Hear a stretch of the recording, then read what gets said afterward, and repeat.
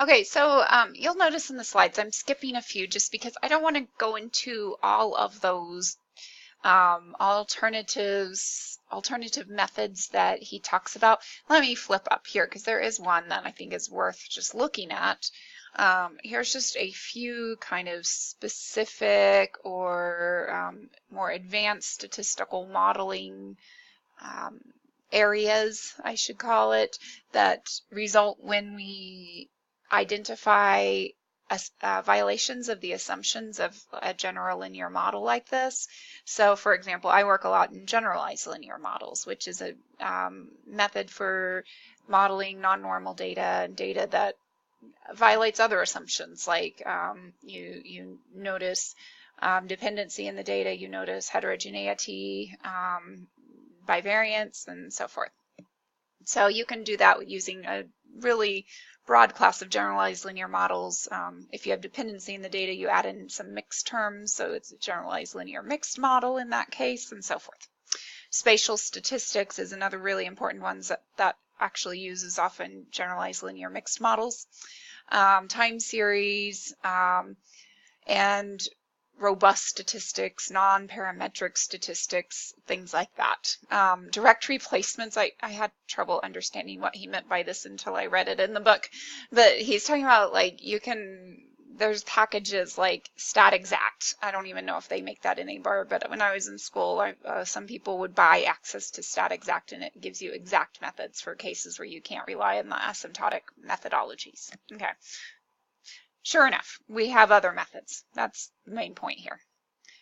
But let's talk about what we can do in this class, which is massaging the data. I would not have used that term, but this is just a practice of kind of transforming the data is what I'd probably call it, to be able to use our basic inference methods without violating assumptions. So we're going to talk about some of the standard transformations that we can use here, and then we'll also talk about a method we can use called the Box-Cox transformation procedure, and I do have a handout in class for this that is useful for identifying the best transformation method sometimes. Sometimes I like to use it, sometimes I don't.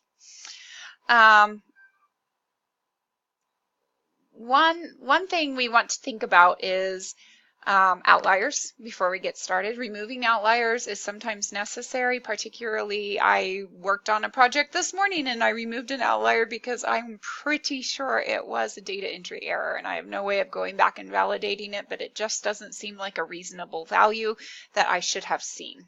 And so it's either a recording error. I think it was recorded because it was transcribed data.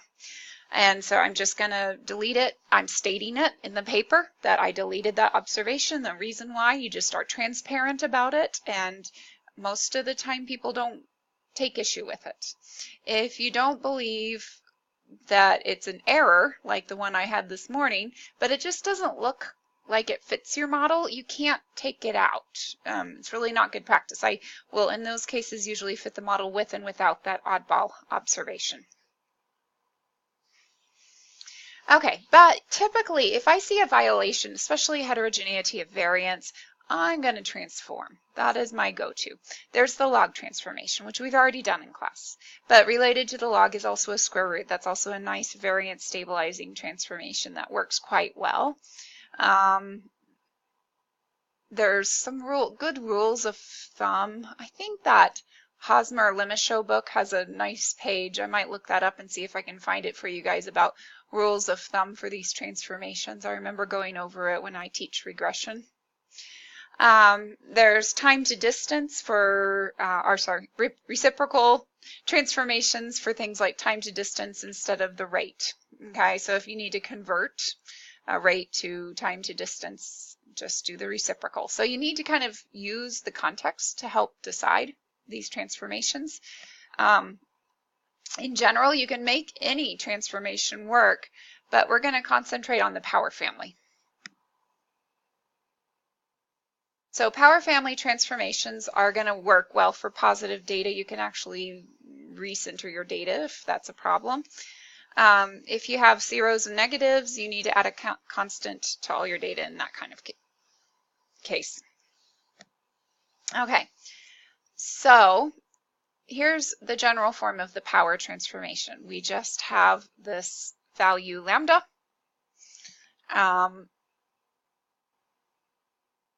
In the case where lambda is equal to 0, we use a log transformation.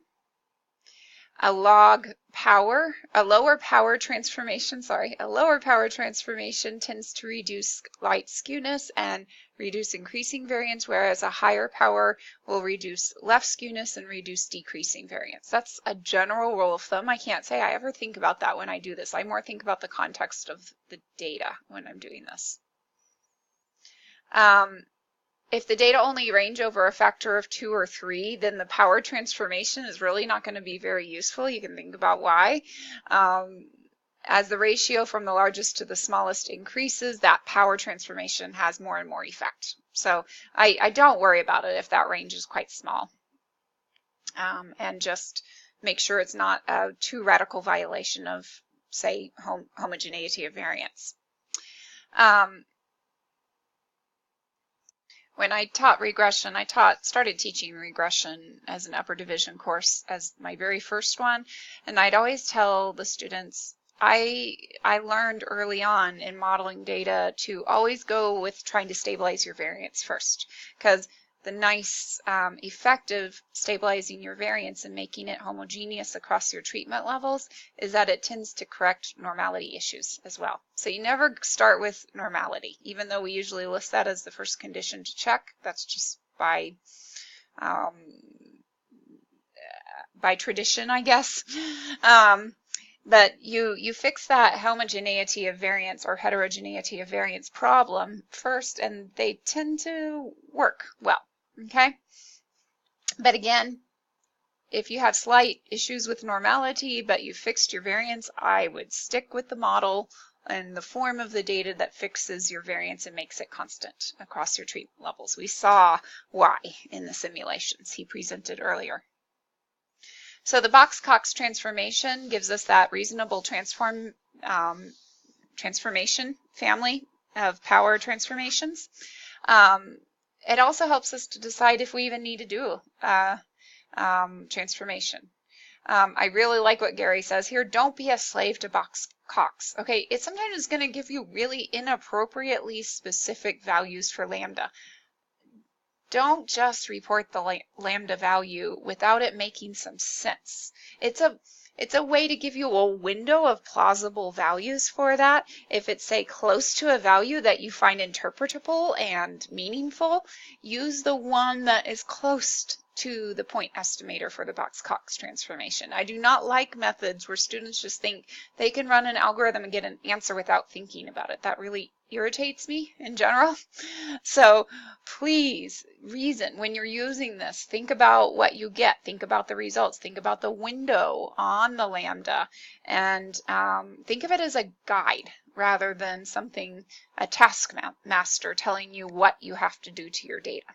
You need to think. That's what I want to see evidence of in your homeworks and projects, is you thinking through this. In R, the Box-Cox procedure will give you actually a likelihood profile for lambda and an interval estimates. I expect you to use that interval estimate in particular. And that really should be that useful guide for making the appropriate power transformation on your data, on your response. So here's what it looks like when you look at an R example. We'll be practicing this in class. Notice the confidence limits. Here's the lower bound. Here's the upper bound. So we can see zeros contained in there, so a very reasonable interpretation as a plausible value for lambda would be 0. But so would say 0.5. It looks like 0.5 is right on the edge of that upper bound right there. So we need to think about all the possible values contained in this interval estimator for lambda and which ones seem reasonable given the nature of the data, the context of the data, and try them out and see how it improves plot-wise. When you look at the residual versus predicted plot, how does it stabilize your variance? Which one does best? Maybe one does a more efficacious job of stabilizing your variance than the other.